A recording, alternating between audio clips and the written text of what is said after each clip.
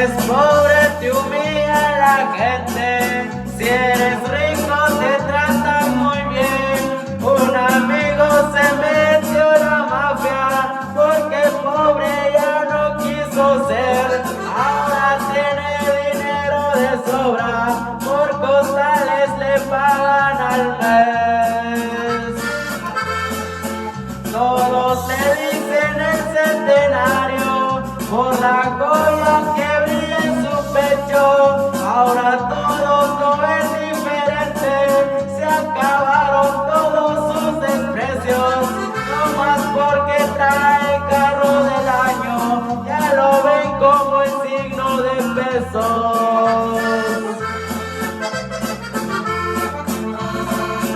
Lo persigue el gobierno gabacho, pero él no deja de trabajar. A Los Ángeles va cada rato y regresa con un dineral. Él recibe órdenes desde arriba y las cumple como de lugar.